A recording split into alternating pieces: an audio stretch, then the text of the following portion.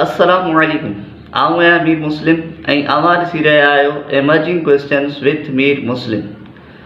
दोस्तों, हज़रत सिद्दीक़ अकबर रज़ियल्लाहु ताला अन्हु जे दौरे ख़िलाफ़त में तमामु घणा फितना ज़ाहिर थिया ऐं उन्हनि फितननि में जेको तमामु वॾो फितनो हो उहो हो फितना इर्तिदाद, यानी मुर्तद थियण जो फितनो।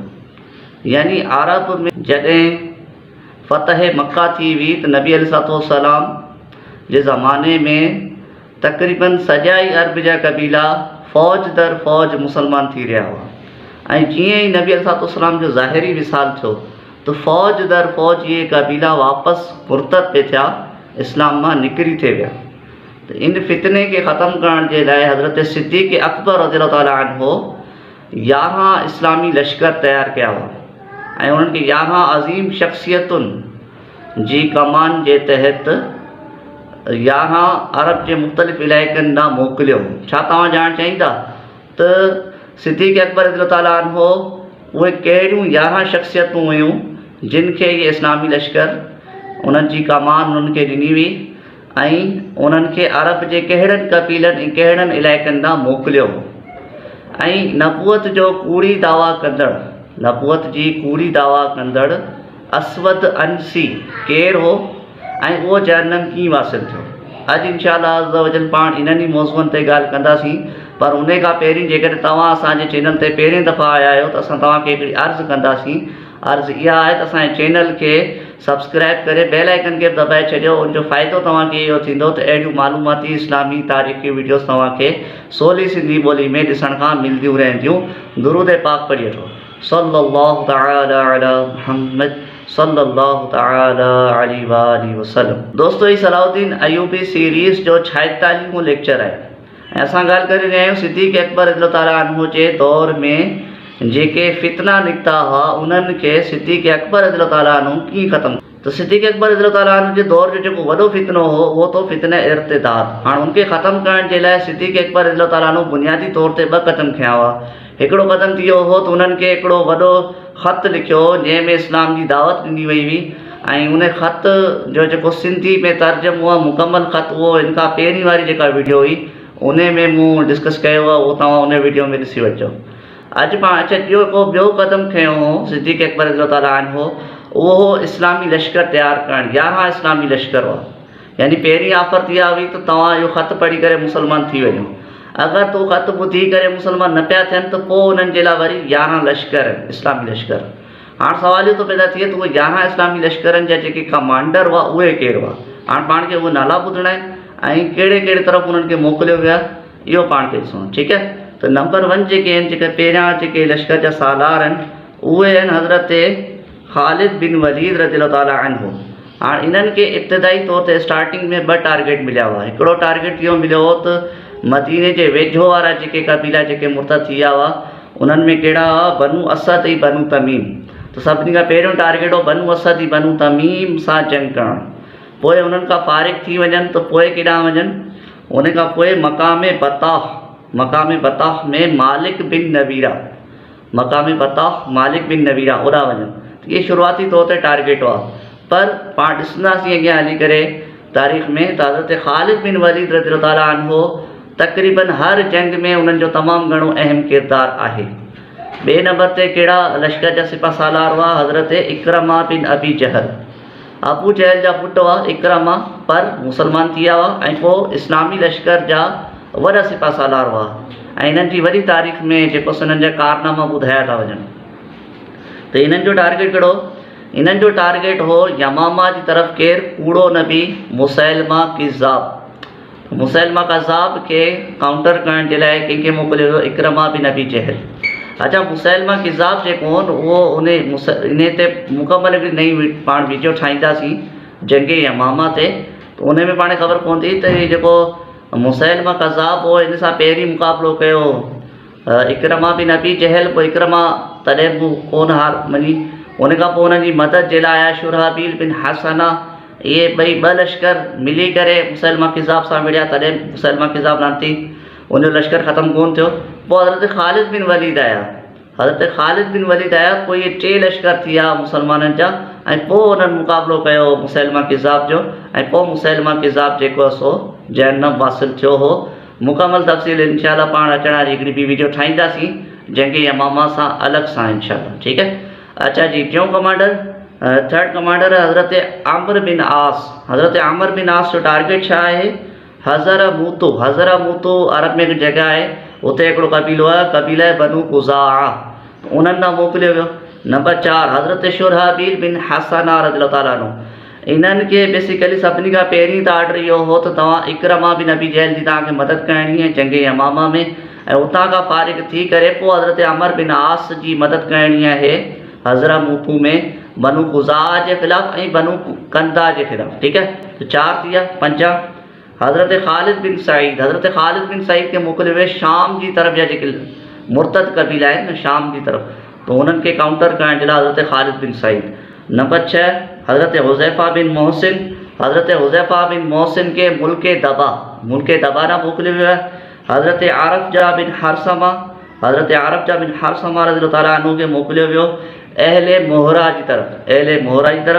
उन खां पोइ हज़रत माइन बिन जाबिर रज़ियल्लाहु ताला अन्हु खे मोकिलियो वियो बनु सलीम ऐं बनु हवाज़न जी तरफ़। उन खां पोइ हज़रत सुवैद बिन मकरन रज़ियल्लाहु ताला अन्हु खे मोकिलियो वियो यमन तिहामा जी तरफ़। पोइ हज़रत अला बिन अल हिज़रमी रज़ियल्लाहु ताला अन्हु खे मोकिलियो वियो बहरैन जे मुर्तदीन जी तरफ़। ऐं आख़िरी हज़रत मुहाजिर बिन उमैया रज़ियल्लाहु ताला अन्हु खे मोकिलियो वियो सनआ जे मुर्तदीन जी तरफ़। त हीअ त थी विया नाला 11 सिपा सालार ऐं उन्हनि जा टारगेट्स। डिटेल पाण इंशाअल्लाह अचण वारी वीडियोज़ में ॿुधाईंदासीं त इहे जंगियूं छा थियूं।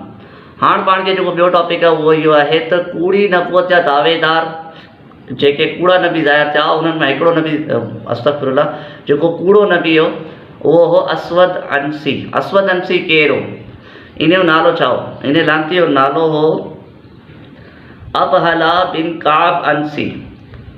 अबहला बिन काब अंसी। हिन जो लक़ब हो ज़ुल ख़िमार या ज़ुल हिमार। ख़िमार चइबो आहे चादर खे, हिनजी हिकिड़ी कारी चादर हुई, इन करे हिनखे ज़ुल ख़िमार चयो वेंदो। ऐं ज़ुल हिमार चइबो आहे हिकिड़े गॾह खे। हिन वटि हिकिड़ो कारो गॾह हो ऐं उहो कारो गॾह उनखे उन ट्रेन कयो हो ऐं उहो गॾह जेको आहे लांती खे सजदो कंदो। त हिन वटि 2 कारियूं शयूं हुयूं, इन करे हिनजे मुंहं ते काराण हुई ऐं हिन जो नालो हो असवद अंसी, ठीकु है, माना कारो अंसी, ठीकु है। त इहो हिन जो नालो ऐं लक़ब थियो ज़ाहिर कॾहिं थियो सन 10 हिजरी में, यानी नबी अलैहिस्सलाम जे ज़ाहिरी विसाल खां पहिरीं इहो ज़ाहिर थी वियो। किथे ज़ाहिर थियो? सनआ में, यमन में। हाणे सनआ में छा हो? सनआ में किसरा जेको ईरानी जेका सल्तनत हुई, किसरा जी तरफ़ खां उते मुक़ररु थियल हुआ हज़रत बाज़ान। ऐं हज़रत बाज़ान छो पिया चवां? छो जो पहिरीं उहे मुस्लमान कोन हुआ, पर नबी अलैहिस्सलाम जेको उन्हनि ॾांहुं ख़त मोकिलियो पोइ मुस्लमान थी विया हज़रत बाज़ान रज़ियल्लाहु ताला अन्हु। त नबी अलैहिस्सलाम उन्हनि खे बहरहाल पंहिंजी जेको मनसब हुयो यानी यमन जो गवर्नर, उहो मनसब बरक़रार रखियो। त हज़रत बाज़ान रज़ियल्लाहु ताला अन्हु जो जॾहिं ज़ाहिरी विसाल बि जल्दी थी वियो, पोइ नबी अलैहिस्सलाम जेको यमन हो उन जा 2 हिसा करे छॾिया। हिकिड़े हिसे ते हज़रत बाज़ान रज़ियल्लाहु ताला अन्हु जो जेको पुटु हो शहर बिन बाज़ान, उन्हनि खे हुकूमत ॾिनी। ॿिए हिसे ते हज़रत अबू मूसा अशअरी रज़ियल्लाहु ताला अन्हु उन्हनि खे ॾिनी। ऐं टियों हिसो हो जंहिं ते हज़रत मुआज़ बिन जबल रज़ियल्लाहु ताला अन्हु खे हुकुमरानी ॾेई छॾी। ऐं हीअ उहो ई टाइम आहे जंहिं टाइम ते कंहिंजो ज़ुहूर पियो थिए या ख़ुरूज पियो थिए, उहो असवद अंसी। हाणे असवद अंसी जो जेको लश्कर आहे उहो छा थो करे, बाज़ान जो जेको पुटु आहे हज़रत शहर बिन बाज़ान, उन्हनि खे ही शहीद था करे छॾनि ऐं सनआ ते उन्हनि जो कब्ज़ो थी वञे थो कंहिंजो, असवद अंसी जो। ऐं जॾहिं नबी अलैहिस्सलाम खे इहे ख़बरूं पहुतियूं त नबी अलैहिस्सलाम बि हुकुम ऑर्डर जारी कयो त कीअं बि करे हिननि खे जेको आहे हिन फितने खे ख़तमु कयो वञे। पोइ नबी अलैहिस्सलाम ख़ुसूसी तौर ते हज़रत फ़ैरोज़ दैलमी रज़ियल्लाहु ताला अन्हु खे मोकिलियो त इन असवद अंसी खे जहन्नम हासिल करे। हज़रत फ़ैरोज़ दैलमी जो तारुफ़ पाण थोरो अॻियां ॿुधाईंदा। त हज़रत फ़ैरोज़ दैलमी रज़ियल्लाहु ताला अन्हु जेके हुआ उहे जॾहिं सनआ पहुता त पहुची करे लिकी विया। ऐं राति जे टाइम ते असवद अंसी जे जेका घर जी हिकिड़ी भित हुई, उन भित ते लॻाई नक़ब, जीअं चोर नक़ब लॻाईंदा आहिनि न, हिकिड़ो सुराख़ करे छॾींदा आहिनि वॾो, ईअं ई हज़रत फ़ैरोज़ दैलमी रज़ियल्लाहु ताला अन्हु जेको आहे सो हिकिड़ी नक़ब लॻाई भित ते उन मां अंदरि विया, उनखे क़तल कयो। क़तल करण वक़्तु असवद अंसी जे वात मां हिकिड़ी गऊं जे डकारण जी हिकिड़ी वॾी आवाज़ निकिती। हालांकि उन टाइम ते जेको असवद अंसी जो जेको दरवाज़ो हो, दरवाज़े ते 1000 पहरेदार हुआ। 1000 पहरेदार जॾहिं उन्हनि इहा आवाज़ ॿुधी वठी त उहो लपकिया। त हुनजी जेका हज़रत बाज़ान रज़ियल्लाहु ताला अन्हु जेका घरवारी हुई, जंहिंखे निकाह जो पैगाम कंहिं मोकिलियो, इन असवद अंसी मोकिलियो, हू हुते हुई, उन बहरहाल रोके छॾियो। मिर्ज़ाना हुई, उन रोके छॾियो। सिपाहियुनि खे चयो त तव्हांजे नबी ते वही पई नाज़िल थिए, तव्हां हिते बीहो। त चवणु मक़सदु इहो आहे त उहा हुते मौजूदु हुई। ऐं पोइ हुते फ़िरोज़ दहलवी जॾहिं ख़बर उन पहुती, नबी अलैहिस्सलाम खे कॾहिं ख़बर पहुती असवद अंसी जे जहन्नम हासिल थियण जी? नबी अलैहिस्सलाम जे सिर्फ़ु विसाल खां सिर्फ़ु हिकिड़ो ॾींहुं पहिरीं, विसाल खां हिकिड़ो ॾींहुं पहिरीं नबी अलैहिस्सलाम खे इहा ख़बर पहुती त जेको असवद अंसी आहे उहो जहन्नम पहुची चुको आहे। नबी अलैहिस्सलाम पोइ इहा ख़बर पंहिंजे सहाबाए किराम अलैहिम रिज़वान खे ॿुधाई। उन में ज़िक्र कीअं कयो फ़िरोज़ दहलवी जो नबी अलैहिस्सलाम फरमाइनि था त अॼु राति असवद अंसी जहन्नम पहुची वियो। ऐं उनखे जहन्नम पहुचाइण में ऐं लफ़्ज़ टू लफ़्ज़ कोन पियो कोट करियां, मतिलबु अल्फाज़ माना इहे ई। ऐं उनखे जहन्नम पहुचाइण में बाबरकत घराणे जे बाबरकत मर्द जो हथु आहे। सहाबा अलैहिम रिज़वान पुछा कई त इहो बाबरकत घराणो कहिड़ो, ऐं बाबरकत घराणे जा मर्द केरु?